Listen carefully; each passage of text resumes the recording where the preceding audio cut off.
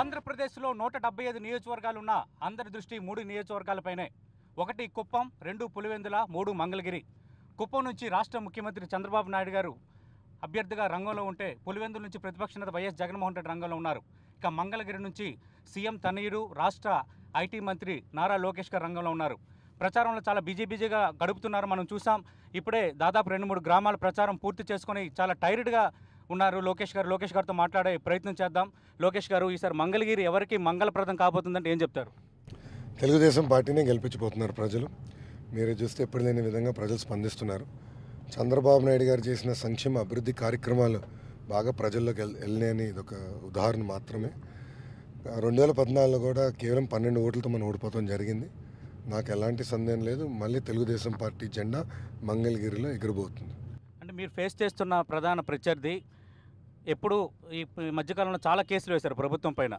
ఆయన్ని మీరు ఇప్పుడు వరకు ఆయన పోరాటం ప్రభుత్వం పైన, ఇప్పుడు మీరు ఆయనపై పోరాటం దిగారు. ఎట్లా అర్థం చేసుకుంటున్నారు ఈ కాంటెక్స్ట్ని? అంటే ఆయన పోరాటం ప్రభుత్వమైనా నేను భావించట్లేదు. ప్రజల్ని ఇబ్బంది పెట్టాలా, కేసులు పెడితే అప్పుడు ప్రభుత్వం సంక్షేమ అభివృద్ధి కార్యక్రమాలు ఇవ్వలేదు కనుక అప్పుడు తప్పు పట్టచ్చు అనుకుంటున్నారు. 274 కేసులా అంటే 365 రోజుల్లో 275 రోజులు కోర్టు చుట్టూ తిరగాల్సిన వ్యక్తి ఆయన అయిపోయాడు. ఇప్పుడు చాలా దౌర్భాగ్యం. ఎందుకంటే మీరు చూస్తే ఇక్కడ పక్క ఇల్లు కట్టాలంటే కూడా ఇబ్బంది పెట్టాడు ఆయన. తాగునీటి స్కీములు తీసుకురండి ఇబ్బంది పెట్టారు. పట్టాలు ఇవ్వాలంటే మీరు గమనించాల్సింది ఏంటంటే, విజయవాడలో పట్టాలు ఇచ్చాం, విశాఖపట్నంలో పట్టాలు ఇచ్చాం, కానీ ఇక్కడ పట్టాలు ఇవ్వాలంటే కూడా ఆయన ఇబ్బంది పడుతున్నారు, అంటే ఇబ్బంది పెడుతున్నారు. చాలా దౌర్భాగ్యం. ఎందుకంటే ప్రజలు ఏమాట మాటకి 12 ఓట్లతో గెలిచిన శాసనసభ్యుడు. నేను 24 నెలలుగా పంచాయతీరాజ్ గ్రామీణాభివృద్ధి శాఖ నేను పనిచేశాను. కానీ ఏనాడు ఒకసారి వచ్చి నాకు రోడ్ కావాలి, డ్రైన్ కావాలి, తాగునీటి స్కీమ్ కావాలి, మరుగుదొడ్లు కావాలి అడగల. దాంతో మనకు అర్థమైపోతుంది ఆయన ప్రజలంటే పెద్ద ఇంట్రెస్ట్ లేదు. అంటే ప్రత్యక్ష రాజకీయాల్లోకి మీరు ఎప్పుడో వచ్చారు, కానీ ఈసారి ప్రత్యక్షంగా రంగంలో దిగారు. ఎలా అనిపిస్తుంది? ఆ కిక్ ఎలా అనిపిస్తుంది? ఈ విషయంలో నాన్నగారు సలహాలు ఏమైనా ఇస్తున్నారా? నేను ఇదొక అద్భుతమైన అవకాశంగా భావిస్తున్నాను, ఒక బాధ్యతగా నేను భావిస్తున్నాను. ఎందుకంటే ఒక ఎమ్మెల్యేగా గెలుస్తాం అనేది ఒక గౌరవం, ప్రజల నమ్మకం. ప్రజలు నమ్మిన తర్వాత, గెలిపించిన తర్వాత వాళ్ళకి సేవ చేయాలి, వాళ్ళు ఎదుర్కొంటున్న సమస్యలు యుద్ధ ప్రాతిపదికంగా పరిష్కరించాలి. దాంట్లో భాగంగా నేను అహర్నిశలు అందుబాటులో ఉంటా. ఒక ఎమ్మెల్యే అయినా కూడా రేపు మంత్రి చంద్రబాబు నాయుడు గారి ప్రోత్సాహం వల్ల నేను మంత్రి అవుతే, నేను ఉండేది మంగళగిరిలోనే, మా కుటుంబ సభ్యులు ఓట్లు మంగళగిరిలోనే. సో అహర్నిశలు నేను ప్రజలకు అందుబాటులో ఉంటాను. అంటే ఉత్తరాంధ్ర నుంచి పోటీ చేస్తారని ప్రచారం జరిగింది. మంగళగిరి ఎంచుకోవడానికి కారణం ఏంటి ప్రధానంగా?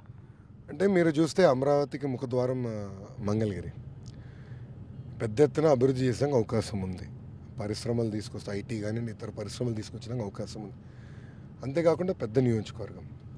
ఇంకో పక్కన 1985 తర్వాత ఎప్పుడు తెలుగుదేశం పార్టీ జెండా ఇక్కడ ఎగరలేదు. నా ఇప్పుడు కోరిక ఉంది, కష్టం ఎక్కడుందో అక్కడనే అవకాశం ఉంటుంది. కంచుకోటకి వెళ్ళి గెలుస్తాం పెద్ద కష్టమైన పని కాదు, కానీ అలాంటిది ఒక కంచుకోట కాని నియోజకవర్గంకి వెళ్ళి ఒక కంచుకోటగా తీర్చిదిద్దుతే ఇప్పుడు నా వంతు నాకు ఒక పేరు వస్తుంది, గౌరవం వస్తుంది. తెలుగుదేశం పార్టీ కూడా మనకి ఏంటంటే హెల్ప్ అవుతుంది.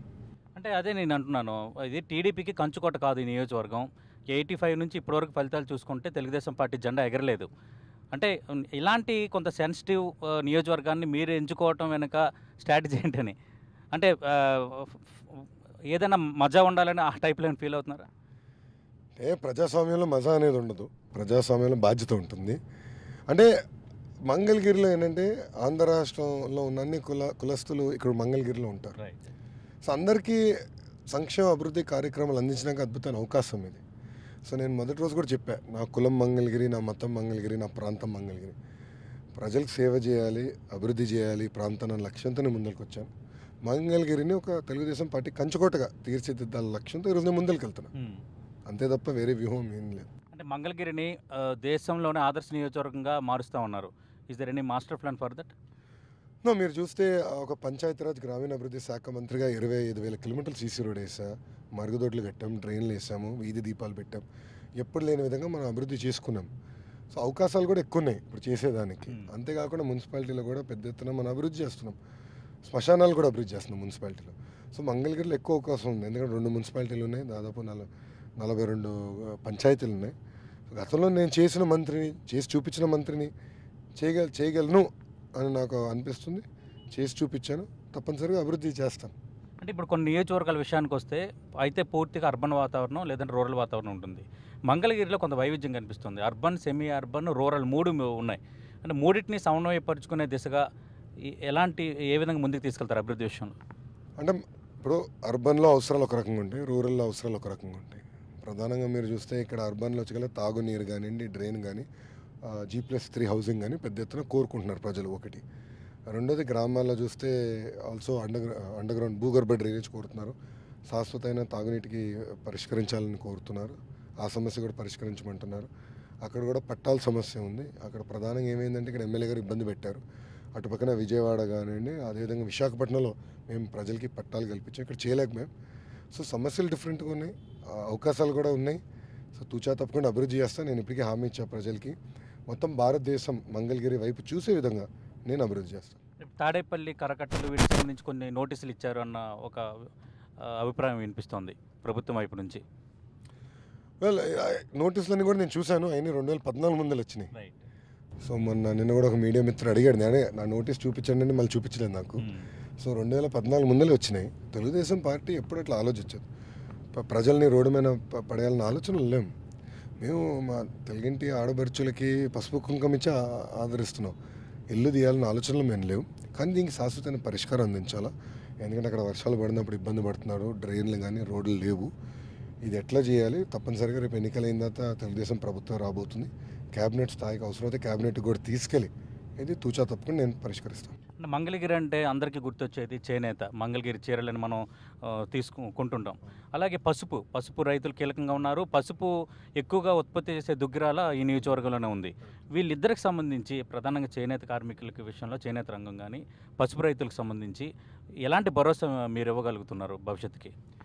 అంటే ఇప్పుడు చేనేతలు ఎక్కడ ఇబ్బంది పడుతున్నారంటే వాళ్ళకి ఇన్పుట్ రావట్లా, మార్కెట్ కరెక్ట్ ఇన్పుట్. సో నేనేం చేయగలుగుతానంటే భారతదేశంలో ఉన్న అన్ని సంస్థలు అంటే ఎక్కువ ఎక్కడైతే అమ్ముతారో ఈ హ్యాండ్లూమ్స్ వాళ్ళందరినీ తీసుకొచ్చి డిజైనింగ్ కానివ్వండి, కొంచెం ఇన్పుట్ చేనేతకి ఇచ్చడానికి అవకాశం ఉంటుంది. తద్వారా వీళ్ళు ఏదైతే ఉత్పత్తి చేస్తున్నారో ఒక భారతదేశంలోనే కాదు ప్రపంచ స్థాయికి తీసుకెళ్ళడానికి అవకాశం ఉంటుంది. ఇప్పటికీ మేము అది అరకు కాఫీతో చేసాం. అదేవిధంగా మంగళగిరి హ్యాండ్లూమ్స్తో చేయొచ్చు. ఇంకో పక్కన దుగ్గిరాలు మీరు అన్నట్టు పసుపు పెద్ద ఎత్తున ఉత్పత్తి అవుతుంది. ఆ పసుపు కూడా మంచి వాల్యుయేషన్ చేసి అంతర్జాతీయ స్థాయికి తీసుకెళ్ళడానికి మీకు అచ్చొచ్చిన రంగు తెలుగుదేశం పార్టీకి అచ్చొచ్చిన రంగు, పవిత్రమైన రంగు. మన గడపల మీద కూడా మనం రాసుకుంటాం. సో పసుపు అవసరం చాలా ఉంటుంది మన జీవితాల్లో. కానీ వాల్యుయేషన్ చేయాలి. వాల్యుయేషన్ జరిగినప్పుడే రైతులకు ఎక్కువ ధర వస్తుంది, గిట్టుబాటు ధర. సో దానికి మేము వర్కౌట్ చేస్తున్నాం. దానికే నాకు అవకాశం ఇచ్చారు. ఇక్కడ ఉన్న చేనేత కార్మికులందరూ కూడా నన్ను ఆశీర్వదిస్తే నాకు అవకాశం ఇచ్చినట్టు అవుతుంది. మీ సమస్యలు నేను పరిష్కరిస్తాను. అంటే మంగళగిరి ప్రజలు మిమ్మల్ని ఎందుకు గెలిపించాలంటే ఏం చెప్తారు లోకేష్ గారు? ఇప్పుడు 5 సంవత్సరాల్లో తెలుగుదేశం పార్టీ, తెలుగుదేశం ప్రభుత్వం చేసిన సంక్షేమ అభివృద్ధి కార్యక్రమాలు మీకు 100కి 100% అందలేదు. దాని కారణం ఇప్పుడున్న గౌరవ శాసనసభ్యులు. ఇప్పుడే నేను చెప్పినట్లు 275 కేసులు వేశారు ఆయన. అంటే 365 రోజులు 275 రోజులు కోర్టు చుట్టూ తిరిగే వ్యక్తి ఆయన. ఇప్పుడు ఆయన మీకు ఎప్పుడు అందుబాటులో లేరు. మీ సమస్యలు పరిష్కరించాల. నేను ఒక యువకుడిని, ఉత్సాహవంతుడిని. మా ఇల్లు ఉండేది మంగళగిరిలోనే. అహర్నిశలు మీకోసం పనిచేస్తున్నా, మీకు అందుబాటులో ఉంటా. మీకు ఎలాంటి సమస్య వచ్చినా యుద్ధ ప్రాతిపదికగా నేను పరిష్కరిస్తాను. మీరు ఆశీర్వదించండి, దీవించండి. వచ్చే ఎన్నికల్లో భారీ మెజార్టీతో నన్ను గెలిపించండి. అంటే ఐటీ మంత్రిగా ఉన్నారు కాబట్టి మంగళగిరి కూడా రాజధానికి దగ్గరలో ఉన్న ప్రాంతం కాబట్టి ఫ్యూచర్లో ఐటీకి సంబంధించి స్పష్టమైన భరోసా ఏమైనా ఇవ్వగలరా? నువ్వు భరోసా అవసరంలా, చేసి చూపించిన చరిత్ర నాది. సో ఇచ్చిన మాట నిలబెట్టుకున్న చరిత్ర తెలుగుదేశం పార్టీది. సో నేనేం ప్రత్యేకంగా ఇంకా చేస్తానని చెప్తున్నాను, కానీ కొత్తగా ఏం చెప్పట్లే. ఆల్రెడీ చేశాను, చేసి చూపించాను. మంగళగిరికి నేను తీసుకొచ్చాను, ఇంకా తీసుకొచ్చడానికి అవకాశం అని. నేను అనేక సంస్థలతో ఆల్రెడీ ఒప్పందం కుదిరించుకున్నాను మంగళగిరి తీసుకొచ్చడానికి. కానీ కోడ్ వల్ల ముందరికెళ్ళలేదు. ఎటుకో కోడ్ అయిపోతుంది 45 రోజుల్లో. ముఖ్యమంత్రిగా మళ్ళీ చంద్రబాబు నాయుడు గారు రాబోతున్నారు. 100% we will bring more and more IT companies to Mangalagiri. Right. Nomination వేయడానికి బయలుదేరే ముందు తల్లిదండ్రుల ఆశీర్వాదం తీసుకున్నారు ఒక తనయుడిగా. కానీ తండ్రి సీఎంగా తెలుగు రాష్ట్ర రాజకీయ చరిత్రలో ఆయనకు ఒక పేజీ ఉంది. ఈ నేపథ్యంలో తండ్రిగా సలహాలు ఏమైనా తీసుకుంటున్నారా ప్రచారం విషయంలో కానీ, స్ట్రాటజీస్ విషయంలో కానీ? అంటే నేను 2009 నుంచే చంద్రబాబు నాయుడు గారి యూనివర్సిటీలో ఉన్నాను. 2009 ఎన్నికలు చూశాను. కష్టకాలాల్లో ప్రతిపక్షం ఉన్నప్పుడు పార్టీలో ఎలా ఉంటుంది, ఇబ్బందులు ఎలా ఎదుర్కొంటామో నాకు తెలుసు. దాని తర్వాత 2014 ఎన్నికల్లో మేము పోరాడాం. ఆయన యూనివర్సిటీలోనే నేను చదివినోడిని, ఆయన చెప్పింది నేను నేర్చుకున్నాను. అవన్నీ ఈరోజు నియోజకవర్గంలో అమలు చేస్తున్నా. ఇది నిరంతరం ప్రక్రియ. Continuous learning is part of life. దాంట్లో భాగంగా ముందుకు వెళ్తాను. అంటే జనరల్ మేనేజ్మెంట్ పోలింగ్ మేనేజ్మెంట్కి చాలా తేడా ఉంది కదా లోకేష్ గారు, అందుకు అడుగుతున్నాయి స్పెసిఫిక్గా ఇది. అంటే తెలుగుదేశం పార్టీలో ఏంటంటే మేము పోలింగ్ మేనేజ్మెంట్ అందరికి చెప్పాము. 2014లో ఇప్పుడు బూత్ కమిటీలు ఎట్లా వేయాలా, ఏరియా కన్వీనర్స్ ఎట్లా వేయాలా, పోలింగ్ ఎట్లా చేయించాలా, ఏ బూత్ల మీద ఫోకస్ చేయాలి, ఇది కొత్త కాదు. 1985 నుంచి చేస్తున్నాం. కానీ ఈసారి 2014 తర్వాత పక్కడబందిగా మేము సభ్యత్వం చేసాం. తద్వారా డేటా వచ్చింది. ఆ డేటా వాడి బూత్ని కరెక్ట్గా సెట్ చేసుకోగలుగుతున్నాం. బూత్ కన్వీనర్ సెట్ అయ్యారు. మేము మానిటరింగ్ చేయగలుగుతున్నాం. సో తూచా తప్పకుండా 175 నియోజకవర్గాలకి 150 స్థానాలు మేము గెలుస్తాం. అంటే బ్రాహ్మణి గారు ప్రచారంకి వస్తారా? ఆమె సహకారం ఎలా ఉంది? మీరు ప్రచారం చేసి చాలా అహర్నిశలు కష్టపడుతున్నారు, మనం చూస్తున్నాం. అంటే దేవాంశ్ పుట్టినరోజుకి నేను ఇంట్లో లేకపోయినా ఎప్పుడు ఇబ్బంది పెట్టలేదు. బ్రహ్మని నాకు ఎప్పుడు సహకరిస్తానే వచ్చింది, ఇప్పుడు కూడా సహకరిస్తుంది. కానీ మా ఇంట్లో ఏంటంటే మా ఇంట్లో ఉన్న మహిళలు ఎప్పుడు ప్రచారంకి వెళ్ళలేదు, అది వెళ్ళరు. సో మా ఇంట్లో అదొక ఆన్వాయితీ. రైట్. ఎంత మెజార్టీ వస్తుందని ఎక్స్పెక్ట్ చేస్తున్నారు? ప్రజలు ఎంత దీవిస్తే అంత మెజారిటీ వస్తుంది. అంటే వైఎస్ఆర్ కాంగ్రెస్ పార్టీ ప్రధానంగా ఫోకస్ చేసిన ఒక 15-16 సీట్లలో మంగళగిరి కూడా ఉంది. అంటే వాళ్ళు కూడా మేము ఎక్కడ వెనక్కి తగ్గట్లేదన్న రీతిలో వాళ్ళు వాళ్ళ వ్యూహ ప్రతివ్యూహాలు సిద్ధం చేస్తున్నారు. చేయొచ్చు, దాంట్లో తప్పేం లేదు. అందరూ గెలవాలని కోరిక ఉంటుంది. ఇది ప్రజాస్వామ్యం, అందరూ గెలవాలి అని కోరిక ఉంటుంది. దాంట్లో నేను పోరాడతాను అంతే తప్ప నాకు క్లారిటీ ఉంది. నేను మంగళగిరికి ఏం చేయగలుగుతానో నేను హామీ ఇస్తున్నాను. గతంలో ఏం చేశానో నేను చెప్పగలుగుతున్నాను. నేను ఏం చేయబోతున్నాను కూడా నేను చెప్తున్నాను. రైట్. థ్యాంక్ యూ లోకేష్ గారు. మనం చూస్తున్నాం రాష్ట్ర ఐటీ మంత్రి సీఎం తనయులు లోకేష్ గారు మంగళగిరి నుంచి తెలుగుదేశం పార్టీ అభ్యర్థిగా రంగంలో ఉన్నారు. తెలుగుదేశం పార్టీ రంగు పసుపు, పసుపు అంటే శుభప్రదం. మంగళగిరి ఖచ్చితంగా ఈసారి తెలుగుదేశం పార్టీకి శుభప్రదం అవుతుంది, మంగళప్రదం అవుతుందని లోకేష్ చాలా కాన్ఫిడెంట్గా చెప్తున్నారు. ఇది లోకేష్ గారితో 10 టీవీ స్పెషల్ ఇంటర్వ్యూ.